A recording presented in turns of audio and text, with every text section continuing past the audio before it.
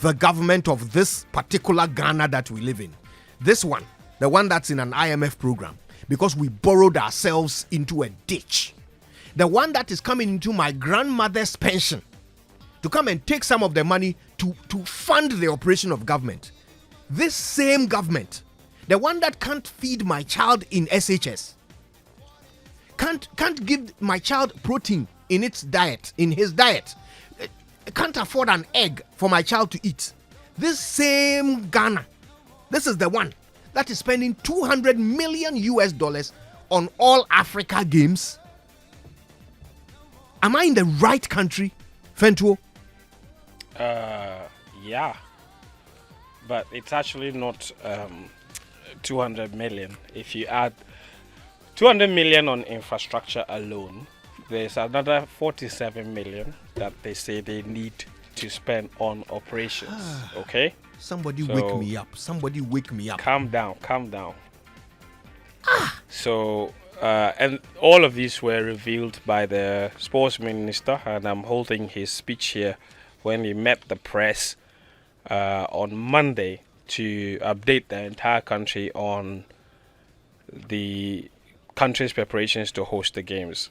And you see on page 9, he says, paragraph 14, fiscal outcomes. So this is where the details of the money is. And he says the funding of the projects related to the provision of facilities for the hosting and organization of the games was good, as all the contractors have been paid. So this is not money we are yet to pay. This is money we have and have used it to pay the contractors. He says the total contract sum for provision of facilities for the games approved by this August House, this was a speech that he also read to Parliament, by the way, amounted to $195,255,153 United States dollars and 74 cents. So $195.2 million on infrastructure for the African Games. Now, the breakdown of the funding is like this, and the names of the contractors are also stated. The Boteman Sports Complex cost $145 million. That contract was awarded to Contractor Construction UK Limited. Okay. Now, the University of Ghana Stadium cost $34.1 million. That went to Consa Limited. And the Games Village, which is at the University of Ghana, that went to Mawums Limited. That cost 16 million US dollars, 16 million US dollars. Now it goes on to tell you what exactly they put in the facilities. So Boteman, which costs $145 million, has it does have a track, a running track, 6-lane track. It has a multi-purpose hall in there as well that they can use to host a lot of indoor sports. There's 2 of them. And then there is an aquatic center as well as an administration block. So these are the facilities you find at the Boteman Sports Complex. If you go to the University of Ghana, what they've spent the money on is, okay, they also have 5 tennis courts, I beg your pardon, at the Boteman Sports Complex. So let me just go through the list for you. It has a football pitch, 8-lane warm-up running tracks, administration block, multipurpose hall for indoor games, multipurpose dome for indoor games, 5 tennis courts, an aquatic center with a 10-lane warm-up pool as well as a 10-lane competition pool as well. So these are all the facilities inside the Boteman complex. The university, and that's $145 million US dollars. The University of Ghana, the money they spent there is $45 million, and they spent it on what they say is a football pitch, even though that pitch was already there. So just some clarification, please, Fentuo. You're Yes. saying that they spent how much on the University of Ghana? 45 million. This is on a project. 34 million. 34 million. 34 million. 34 million. United States dollars. Yes, United States on dollars. on a stadium that was already 70% complete. Yes, so at the time, and a lot of money had been spent on it already. So bear in mind that the University of Ghana, the amount you see here, obviously is not the total amount that was used to fund the stadium, because the stadium had been in construction since 2004, and it took them a while and nobody was finishing it. This one gave them an opportunity to finish it, and we spent additional 34 million to complete it. So they put a new football pitch on it. An 8-lane running track was also put on there. Then there was an 8-lane warm-up track also added. There's a VVIP lounge added into the stadium. There are offices there. And then they also upgraded the rugby pitch. So according to the minister, the money wasn't just spent on only the stadium and its adjoining facilities. There is another facility at the University of Ghana, a rugby field, where they also built a stand and some changing rooms and stuff like that, and upgraded it and put floodlights and stuff like that. So that's also part of the $34 million spent at the University of Ghana. As far as that's concerned. Then there is the Games Village, which is also located at the University of Ghana. Now, many people had asked whether this was some newly built place that they hadn't seen before. And so we had to point out to people that what happened, or what you call the Games Village, is actually the 4 hostel facilities at what the students call the diaspora halls. So there are 4 newly constructed halls that had been in existence, I think, for the past 10 years, I believe. Hilaire Leman, Alexander Kwapon, Francis Say, Jean Nelson. These 4 halls were upgraded at a cost of $60 million US dollars. And the upgrade included the addition of air conditioners. They also bought new beds and new mattresses. They painted it. They laid new electrical cables. They fixed wardrobes, new sanitary ware and stuff like that. Then they put up the 4 temporary domes for the purposes of catering. So that's where they eat, the athletes eat, and all of that. Then there's medical and doping centers as well, all housed in those 4 domes that they have constructed, and that came at a cost of 16 million. So infrastructure alone, you're looking at 195 million. Then they go to what they call the operational cost. Now, this was first revealed by Honorable Kujota Ablakwa in what he called an expose. Now, the minister came to that press briefing to throw more light on this. Now, Kujota Ablakwa said that they were requesting an amount of 46 million US dollars for as operations fee, and he said for just the 18 days. But the minister came and clarified that that money was not just for the 18 days that the competition would take place, and that money was needed from the very day the LOC was inaugurated. And this LOC was inaugurated in 2020. And everything they have needed from that time on is all part of that operational cost. And now he says, he's mentioned the exact figure, he says it's $47 million. That is how much they need. And security is part of that. Transportation is part of that. And quite a lot of other things. Now, in terms of specifics, if you look at what they said they did in terms of transport alone, they acquired over, or they are using over 300 vehicles, 332 specifically. 302, right? 22. The 32 vehicles. Yes. You have the graphic, you can just check. Yes. Now, the minister said that they did not buy 332 vehicles. What they did was that they bought some and they are renting some. Now, he says here in paragraph 55 that this estimated amount of 47 million just for operations is earmarked to be used by the LOC for the general organization of the competition. I'm quoting him in this document, which started after the LOC was formed in October 2020. Now, he says areas of expenditure by the LOC include technical meetings with TCAG, that is a technical committee on the African Games. So flights, when they travel for all these things, preparation of relevant guidelines, they have to pay people for that. Rules and regulations and manuals, they have to pay people for that. Sensitization. Now, sensitization, they organize some road shows and stuff like that as well. Management of the games, they had to acquire a games management system at a cost of $5 million. Accommodation for the athletes. Now, accommodation for the athletes, it doesn't say if because there's already 60 million spent on the games village. Exactly. And under operation, they said accommodation of the athletes. So I'm not sure exactly what that means. But it also says volunteers. That makes sense. And officials, totaling about 13,000 participants for the games. Now, internal transportation, which is where they are using 332 vehicles. It's an airfare for officials, catering services. So they're feeding all the athletes and officials who are staying at the games village every day, morning, afternoon, evening. They're providing security services for them. They're providing allowances for volunteers and officials. There's cost of accreditation. There's cost of medical equipment, medals as well. The minister said they were procuring over 3,000 medals for the athletes, and then I think 2,000 more for all the other participants. So in total, about 5,000 medals are being procured for athletes and what have you. So all of these, he says, will constitute the cost of the 47 million for the operations.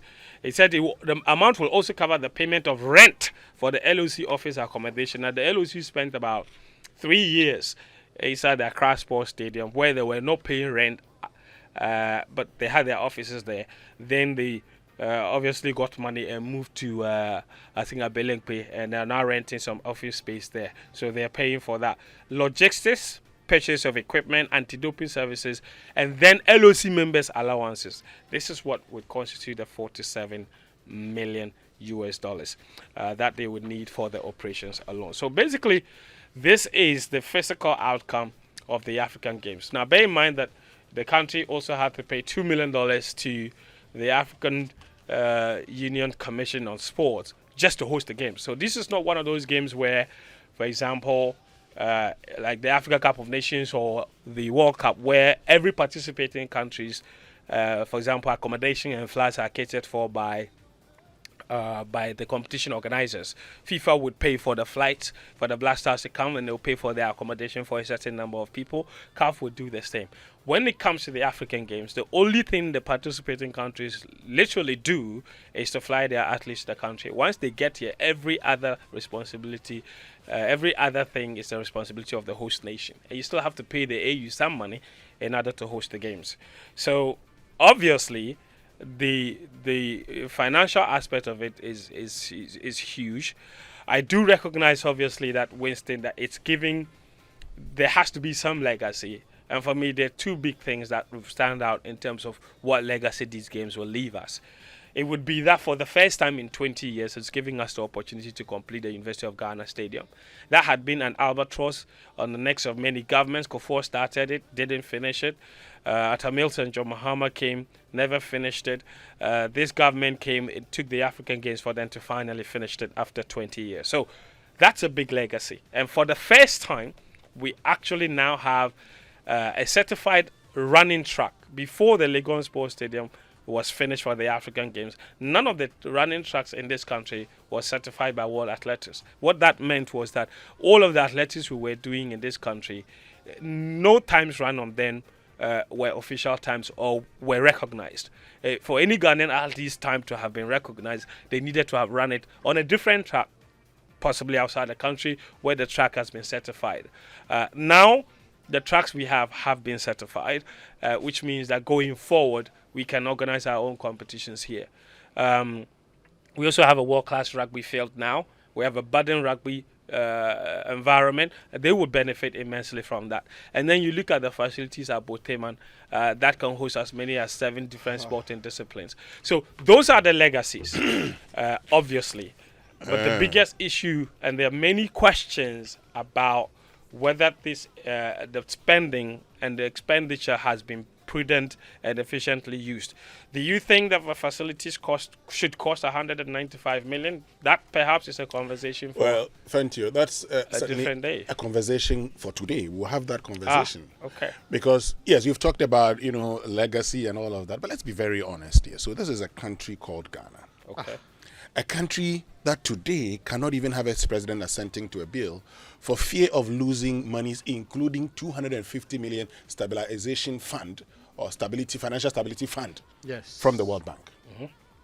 Now, even the African Games, the AFCON, And I was just checking, for instance, that in 2019 when Egypt hosted, Ahmad, the then CAF president, is on record to have said that Egypt's economy benefited in terms of revenue from hosting AFCON by $83 million.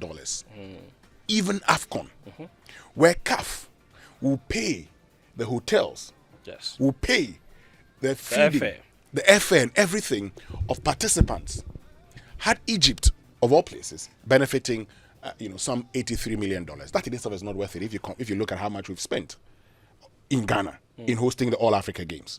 Okay, so if you are spending, for instance, about $240 million dollars, $240 million dollars, yes, dollars, and you even rake in $83 million, it's not worth it. So what sort of calculations did we do in this country and decided to host the All Africa Games? That's for what I'm actually, someone's just shared with me a conversation, and Joy Sports reported that years ago we went for a $750 million loan facility. And we're going to use, at the time, we had budgeted to use $170 million of a loan that we went for. The Afri-Exim Bank loan. Good, the Afri-Exim Bank loan to host all Africa Games. Listen to this. Afri-Exim Bank loan. Yeah. Africa Import and Export Bank. You go for loan. And what you decided to use it for, okay, was actually to pay road contractors, construct roads, and then go and engage in all Africa Games. I say, first of all, it wasn't a prudent decision to want to host the All Africa Games. Two, the rates that are being quoted for the infrastructure in itself demands a lot of auditing, thorough investigations. So the Fentuo, you have been to both stadiums. I prefer to say it that way. Cape Coast. Yes. And University of Ghana. Yes. How different is the University of Ghana Sports Stadium from the Cape Coast Sports Stadium? Well, to be fair, the University of Ghana Stadium has two quality, world-class athletic tracks. Okay. Those which normally will cost how much? Let me just be doing the calculation. You continue. I'll check how much that will cost. So there's that. Obviously, the Cape Coast Stadium track is not world-class. It is not certified. It's a very basic track that obviously does not meet international standards. Having said that, you're also looking at possibly the capacity. In that sense, the Cape Coast Sports Stadium capacity is slightly bigger than that of the University of Ghana. Almost twice the size. Yes, so the University of Ghana Stadium, the capacity is 10,000. The Cape Coast Stadium, I think, is 15,000 plus. Now, you're also looking at VIP areas. All these ones exist at the Cape Coast Stadium as well. So there's that. The football pitch exists on both facilities. So I think really the only thing that the University of Ghana has over the Cape Coast Stadium is the two tracks, because there's a warm-up track and there's the one that is fixed inside the stadium. Those two, Cape Coast Stadium cannot boast of them. Everything else is pretty much standard. And, if you're interested in how much we spent on the Cape Coast Stadium, obviously from a few years ago, that stadium went up somewhere in, I think, 2016.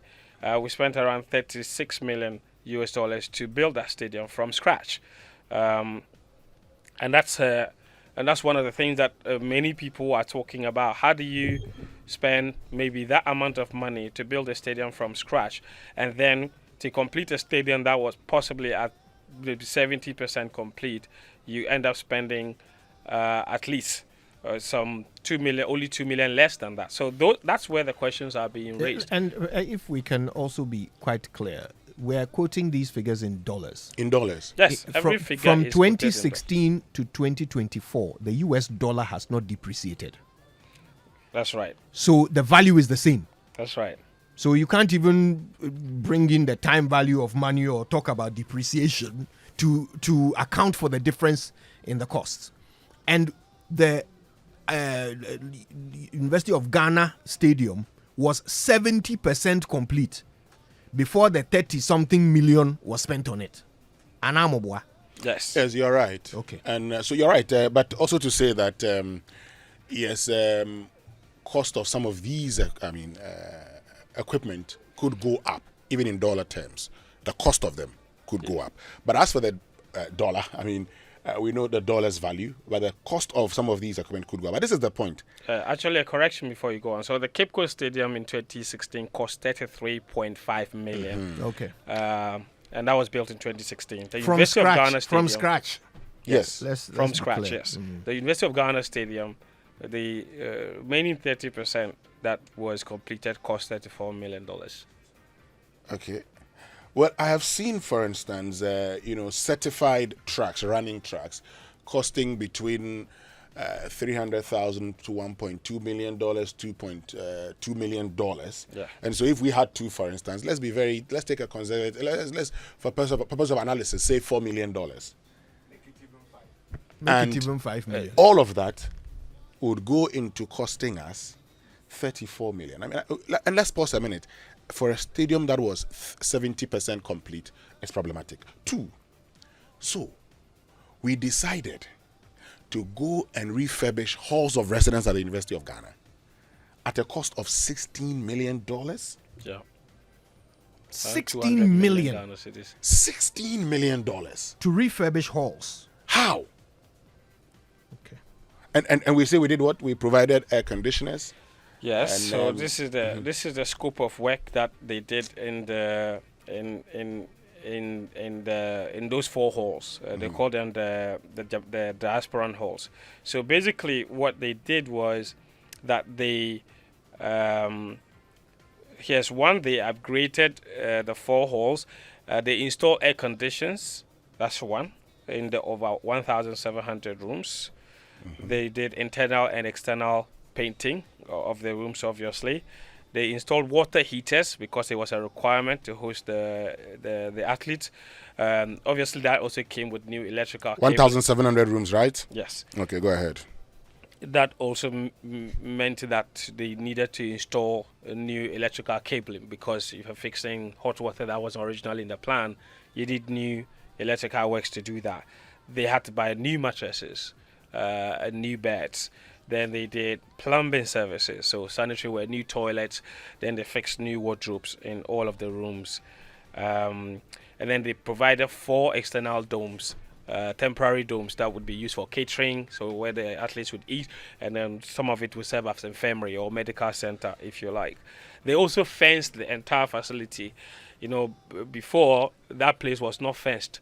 So now they fenced it and created a new access route to the facility. So it's cordoned off. You can't get there without accreditation. And then they did some external landscaping and installed CCTV cameras. That's that. Raymond. This is baffling on different levels. And let's be quite clear. Nobody is saying that when you have enough money, you should not complete University of Ghana Sports Stadium. It's been there for a very long time. I remember when I was a student, we used to complain about why they're not doing anything about it, and we used to lament why GEFAN money was being spread to other things and giving scholarship to people who did not need a scholarship when this project was still sitting there. So yes, you can complete projects, but you see, the definition of having, and let's put in perspective, we agreed as a nation that we are in very difficult times. We agreed 100%. Is the reason why sometimes when you say that young Priscilla Asante shouldn't have died because she cannot pay for her dialysis and all of that, the response is that, but we don't have money to pay for everything. Government we put in place is to do authoritative allocation of scarce resources. We do not expect government to be unreasonable. We expect government to know the priorities of this state. Nobody can convince me that a state that struggles to pay for Priscilla's dialysis service should be a state that will be donating 200 million to host whichever tournament, even if we are bringing Jesus Christ to Ghana. Nobody can convince me that.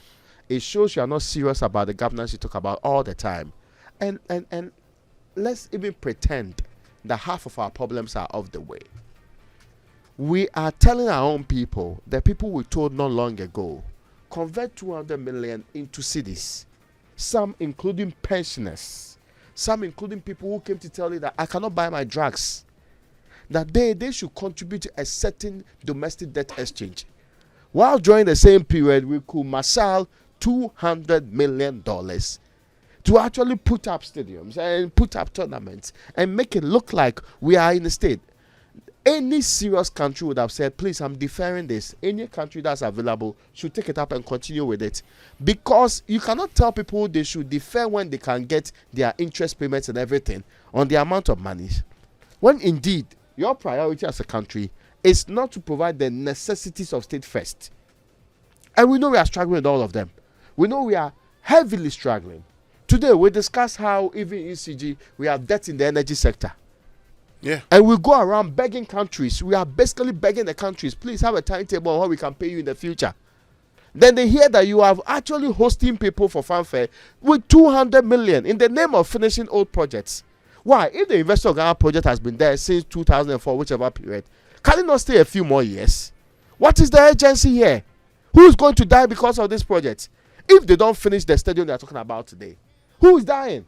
But on the other side, people are dying on the daily because we cannot do the things state was doing time ago. And every time we raise this matter, they say we don't have money. How do you convince that old woman who went to sit at the finance ministry that he couldn't pay? That at the same time, we were looking for money to go and be building stadium and be finishing others in the name of doing a tournament. A tournament that will not put a peswa in their pocket. If this was private money, is that how we would have dissipated it? And you see, so it's the principle. The principle itself is completely off. It's as if the people we are dealing with, they live in a different country. It's as if they tell us a story about our poverty situation, about our difficulties, and every single thing. You recall, whenever workers say that, oh no, we are not being paid enough, they say, oh, we all are not being paid enough. We are all struggling. Then when they hear that you are spending 200 million in completing projects that have been there for God knows how long, in any case, who is begging Ghana to host this particular tournament? Nobody. We even paid for it. Yes. But I mean, why would you make such a decision? Which sensible father does that? It's Ghana month, and in Ghana month we say, we let me say something in our local language. Why more say, and sana why more fata, right? This is a very fundamental principle. I'll complete that thought in a minute. I think Winston wants to add so something. I just saw something that Kwame Sow Jr. Posted in February 2022.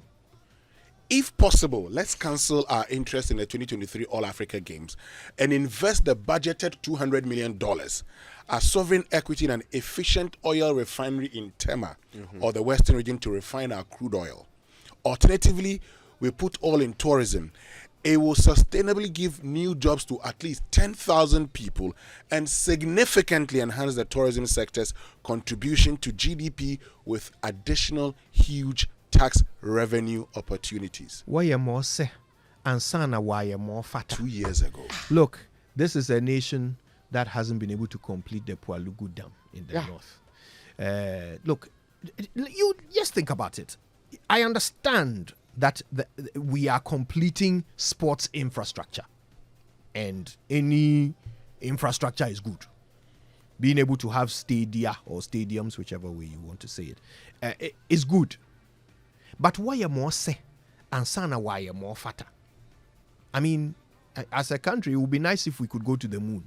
It would be nice if we had atomic energy. These things would be nice.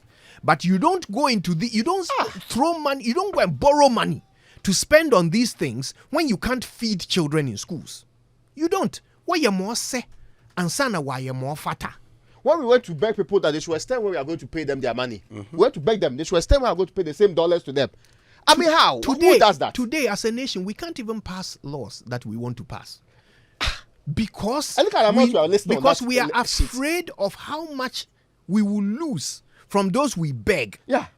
We are afraid of that, but we still can find money to go and host All Africa Games. What you more say, and sana why you more fata? You say that sports is something important for the youth to inspire them and blah, blah, blah, blah.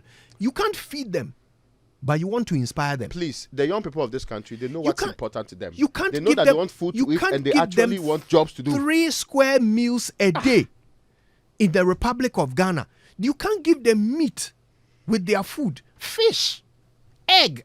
You can't afford it. People's children, they are having to spend 400, 500 cedis every single week to feed them in your free SHS.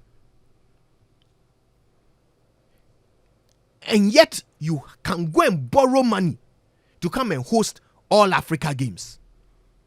We are in this hole because of debt.